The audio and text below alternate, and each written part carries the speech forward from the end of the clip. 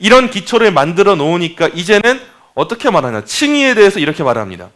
칭의는 죄의 용서뿐 아니라 속사람의 성화와 갱신까지 포함하는 것이라고 말해요. 자, 여기서 핵심 포인트는요, 우리는 칭의와 성화를 구분합니다. 칭의는 전적으로 하나님이 하신 일이고, 성화는 성령님이 역사하시지만 나의 열심 가운데 함께하는 일, 이렇게 이해하는 건데, 그렇게 거룩함으로 조금씩 나아가는 일인데, 로마 카톨릭은 칭의를 성화와 혼동하면서 사용해요. 그 거룩함을 할 수 있는 역할을 내가 감당한다, 내가 이제 의로워질 수 있는 사람이다를 말하기 위해서 죄 용서뿐만이 아니라 성화와 갱신까지 포함한다, 이렇게 말할 때 인간의 행위가 구원에 있어서 조금씩 개입이 되게 되는 거예요. 그래서 우리는 로마 카톨릭의 칭의관을 뭐라고 말하냐? 의화라고 말해요. 의로워지는 과정인 거예요. 거룩해지는 과정이 아니라 사람 스스로 하나님이 주신 은혜 가운데 거룩함을 이루는 거예요. 의로움을 이루는 것, 그 신분을 얻어내는 거예요. 이렇게 명확하게 선언을 하게 되니까 이제는 종교개혁과 완전히 반대 노선에 서게 됐습니다. 종교개혁은 오직 그리스도를 말하고 오직 믿음을 말하고 오직 성경을 말하는데, 오직이라는 말을 다 탈락시켜버리는 거예요. 그때 문제가 항상 생기는 겁니다. 종교개혁자들은 칭의가 예수님으로 말미암아서 죄인에게 의로운 지위가 주어졌다, 하나님의 선언이다, 실제 우리가 의로운 건 아니다 말하는데, 트리엔트 공의회에서는 실제 우리가 어느 정도 의로울 수 있고 그 의로움을 하나님은 사용하신다, 그렇지만 우리는 예수님을 믿고 따른다 라고 말하는 거예요. 그러면서 트리엔트 공의회는 아주 자신감에 차가지고 이런 이신칭의 교리를 믿는 사람들을 저주하기에 이르러요. 이 트리엔트 공의회에 나오는 내용들이 이런 내용들이에요. 아주 무시무시합니다. 기준 9번째, 죄인이 오직 믿음으로 의롭다 하심을 얻는다고 말하는 이가 있다면 그에게 저주가 있을지어다, 영벌이 내릴지어다. 우리 다 저주받은 거예요. 이 트리엔트 공의회에 나온 이 법령들 한번 쭉 연구해 보세요. 진짜 기분이 불쾌합니다. 계속 저주를 받는 거예요. 이것뿐만이 아니에요. 기준 11번째예요. 사람이 오로지 그리스도의 의를 넘겨받음으로 말미암아 혹은 오로지 죄를 용서받음으로 말미암아 의롭다 하심을 받는다 하면서, 성령이 사람의 마음에 부어주셔서 이 사람과 함께하는 은혜와 사랑을 배제하는 자, 또는 우리가 의롭다 하심을 얻는 것이 은혜로 말미암은 것이라 하면서 이 은혜를 오로지 하나님의 선한 뜻이라고 말하는 이가 있다면 그에게 저주가 있을지어다. 여러분에게 저주가 있다는 거예요. 이게 트리엔트 공의회가 그렇게 자극적으로 외쳤던 말 중에 하나인 거예요. 기준 12번째예요. 의롭다 하심을 얻게 하는 믿음이 바로 그리스도로 말미암아 죄를 용서해 주시는 하나님의 자비를 신뢰하는 것이라고 말하는 이가 있다면 그에게 저주가 있을지어다. 계속 이 오직 믿음으로 얻는 구원에 대한 저주를 퍼붓는 거예요. 24번째예요. 우리가 받는 의는 선한 행위로 말미암아 하나님 앞에서 보존되거나 늘어나지 않으며 그런 행위는 다만 의롭다 하심을 받은 데 따른 열매와 표지라고 말하는 이가 있다면 그에게 저주가 있을지어다. 사실 이 트렌트 공의회가 말하는 내용의 반대로만 가면 은혜가 넘치는 거예요. 이렇게 로마 카톨릭은 마음을 굳게 먹으면서 너네 이신칭의를 믿는 사람들, 그 사람들은 잘못된 교회야, 너네는 이단이야 라고 하면서 사람들한테 명벌을 내리는 거예요. 저주가 있을지어다. 이제 사람들이 무서워서 어떻게 그 종교계의 가르침을 따를 수가 있겠습니까? 그러면서 이 힘을 입어서, 이 공의에 힘입어서 수없이 많은 개혁에 대한 원리들을 로마 카톨릭 안에서도 세우게 되는 거예요. 그리고 이제 16세기 후반쯤 가니까 로마 카톨릭도 힘을 얻어서 부패의 뿌리를 뽑았어요. 여기서의 부패는 종교개혁이에요. 종교개혁의 뿌리를 뽑아버리고 로마는 깨끗하게 청소됐죠. 로마 카톨릭에 합당하게. 하지만 이제 로마는 종교개혁에서 너무도 멀어지게 된 거예요. 그게 로마의 상황이에요. 자, 16세기 말에 모든 프로테스탄트들은요, 교황을 적그리스도로 알았습니다. 종교개혁을 따르는 사람들은요. 또 유럽의 카톨릭 지역에서는 또 반대되는 일이 벌어졌어요. 루터라는 말을 어떤 것의 별명으로 쓰냐? 돼지의 별명으로 썼습니다. 참 유치하지 않습니까? 그 프로테스탄트들을 핍박해 보겠다라고 하면서 루터라는 말을 돼지한테 붙이는 거예요. 그때를 생각하면 오늘날은 정말 많이 달라졌습니다. 21세기를 맞이한 지금 가톨릭과 개신교 신자들은요, 을에 협력하면서 하나로 힘을 합쳐서 때론 함께 대항하기도 해요. 대표적으로는 세속주의 이것을 비판하고, 그리고 상대주의 무신론 이걸 비판하죠. 함께 힘을 합치면서, 그리고 함께 힘을 합치면서 이슬람교 같은 공통 위협에 막 맞서 싸우고 있어요. 그러다 보니까 이제 오늘날의 성도들은요, 로마 카톨릭이 사실 멀리 느껴지기보다 오히려 가깝게 느껴지기도 하는 게 사실이에요. 계속 세속주의를 비판하고 상대주의를 비판하고 무신론을 비판하고 이슬람을 비판하면서 함께 손을 잡고 나아가니까 이제는 우리의 주적이 적그리스도가 교황이 아니라 마치 그냥 자유주의 신학만 그런 것처럼, 우리가 자유주의 신학보다는 로마 카톨릭이 좀 더 나은 것처럼 그렇게 느낄 때가 있습니다. 자, 그렇다면 오늘날 로마 카톨릭 교회와 크게 말하는 기독교, 건강한 기독교를 우리가 복음주의라고 말할게요. 이 복음주의는요, 아주 가까울까요? 그렇게 손잡을 만큼 가까울까요? 한번 생각해 보시면 좋을 것 같습니다. 오늘날은 복음주의권 안에서도 개혁주의보다도 넓은 핵심이, 넓은 범주가 복음주의예요. 그 복음주의 안에서 로마 카톨릭과 손을 잡으면서 세상과 맞서 싸우는 사람들이 너무 많은데 정말 그렇게 손잡고 있을 만큼이나 우리가 가까운 사이일까? 꼭 생각해 봐야 됩니다. 대표적으로 단순하게 성경의 영감, 예수님에 대한 사랑, 선교, 하나님이 예수님을 통해 구원을 베풀어 주신다, 이 정도에서 로마 카톨릭과 복음주의가 일치하는 가르침을 내놓습니다. 그러니까 이 사람들이, 대부분 손잡는 사람들은 우리가 이 정도에서 일치하면 됐지, 이 정도면 충분하지, 왜 손잡으면 안 됩니까? 라고 말을 해요. 하지만 여전히 로마 카톨릭과 우리가 하나가 되고자 한다면 하나의 가르침에 있어서 공통된 입장이 돼야 돼요. 그 가르침이 뭐냐? 이신칭의입니다.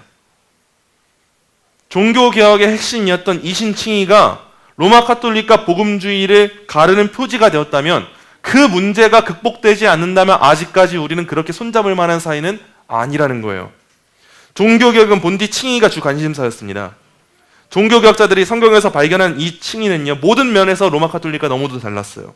그래서 종교개혁이 마치 오늘날 끝난 거라면 로마 카톨릭과 우리 사이에 있는 이 칭의의 문제도 끝나야지만 합니다.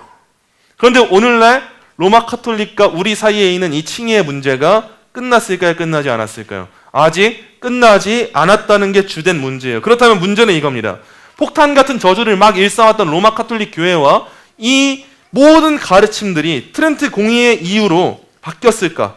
바뀌지 않았다는 게 문제예요. 그런데 1999년 종교개혁 기념일이었어요. 10월 31일이었습니다. 로마 카톨릭 교회와 세계 루터교 연맹이 칭의 교리에 대해서 공동 선언에 서명했어요. 그리고 어떤 일이 있었냐? 이렇게 말을 한 거예요. 이에 서명한 루터 교회와 로마 카톨릭 교회는 이제 칭의에 관한 우리의 공통된 이해를 명확히 선언할 수 있다라고 주장한 거예요. 이게 1999년에 있었던 루터교와 로마 카톨릭 간의 악수였습니다. 하지만 아직 이렇게 선언하긴 이르다는 사실 우리가 꼭 알아야 돼요. 그래서 오늘날의 루터교를 보면 로마 카톨릭과 너무도 흡사한 모습이 많아요. 아마 루터가 봤으면 깜짝 놀랐을 거예요. 루터가 가르친 내용은 그게 아니었는데 루터교가 이렇게 악수하고 선언할 때 루터가 무덤에서 나오고 싶은 심정이었겠죠. 한탄할 만한 심정이었겠죠. 이 공동선언을 자세하게 뜯어보면요, 사실 콘타리니가 만들어냈던 그 레겐스부르크 합의에서의 내용과 정말 비슷합니다.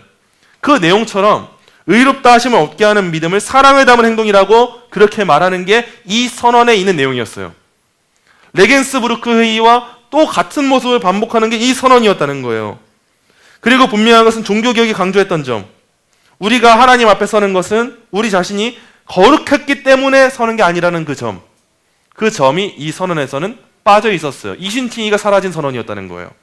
말만 칭이고 말만 그리스도고 말만 믿음인데 오직은 모두가 사라져 있는 그 선언, 그 선언 안에서 손을 잡고 박수치면서 하하호호 했다는 거예요. 자, 오늘날 가톨릭 교회가 칭의에 대해서 어떻게 말하는가, 그걸 보려면요, 가톨릭 교회 교리문답을 살펴보면 됩니다. 이건 교황 바오로 2세가 낸 그 로마 카톨릭의 신앙을 설명한 내용인데, 이게 그대로 트리엔트 공의의 내용을 그대로 답습해요.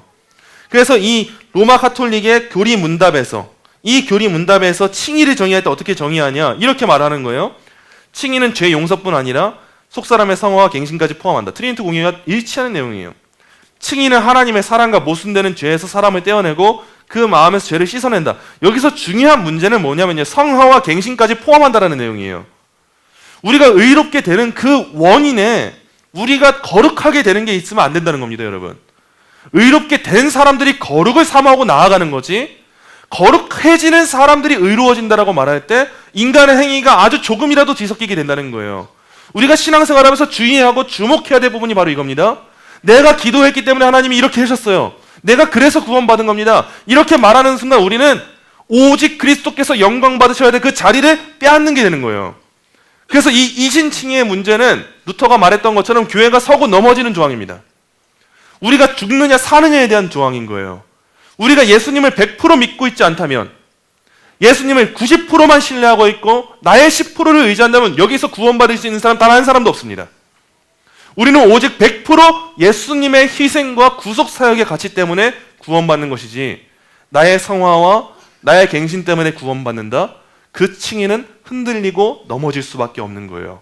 로마 가톨릭은 여전히 이 늪에서 헤어나오지 못하고 이렇게 말하고 있는 겁니다. 그렇다면 이런 교리가 종교개혁자들과, 아니 더 넓게 복음주의에 있는 성경을 믿는 사람들, 칭의 교리를 온전하게 믿는 사람들과 비교할 때 함께 할 수 있을까 했을 때 너무 많은 문제가 생기는 거예요.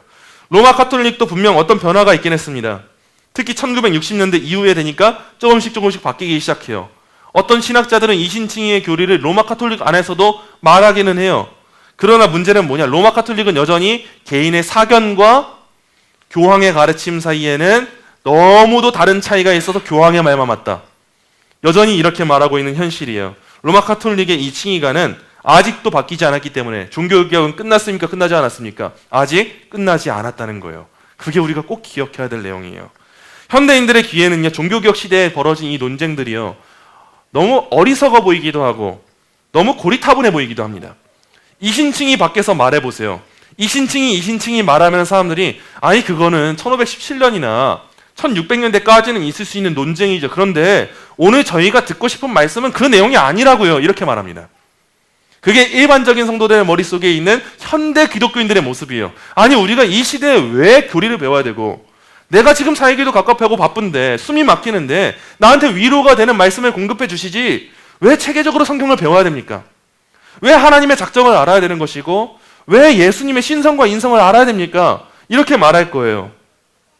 우리는 칭의가 로마에서 주장하는 믿음으로 이루어지는지, 종교개혁자들이 강조하듯이 오직 믿음으로 이루어지는지를 놓고 가치가 있는 일로 여기니까 계속 배우는데, 오늘날 사람들에겐 사실 중요하지가 않다는 거예요. 아니 대충 믿음으로 이루어진다고 하면 하나님이 하신 일이겠죠. 그래도 예수님이 높임 받으시겠죠. 왜 그 오직이 담긴 의미를 우리가 배워야 됩니까? 왜 그런 논쟁을 오늘날에도 해서 왜 괜히 잘 되고 있는 교회들을 잘못 가고 있다라고 말하고 계십니까? 이런 식의 반론이 우리에게 찾아올지도 몰라요. 21세기를 사는 우리에게 각 교회 초점이 되는 제단을 강단으로 바꾸었던 종교교육의 정신, 사라진 것 같습니다. 이제는 오히려 제단이 강단으로 바뀐 거에 대해서 생각도 안 하니까 강단도 심지어는 권위주의적이다. 왜 그렇게 말씀만 강조하냐? 성경 공부보다 실제적인 아버지 학교, 어머니 학교가 더 중요하지 않냐?